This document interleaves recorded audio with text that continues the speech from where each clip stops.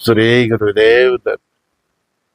आजकल जहां भी देखो सभी प्रकार के रिश्ते बस टेम्पररी हैं, प्रोफेशनल है,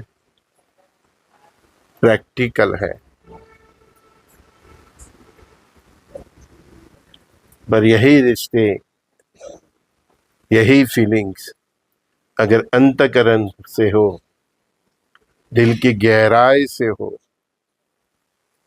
कोई स्वार्थ न हो, कोई उम्मीद न हो, तो ऐसे रिश्तों की कोई एक्सपायर डेट नहीं होती। ગુજરાતીમાં કહું તો લાગણી અંતઃકરણની હોય, રૂહાની હોય, તો એ સંબંધની કોઈ એક્સપાયર डेट होती નથી। ये परम सत्य है। संजय दस्तिका सभी दोस्तों को प्रणाम।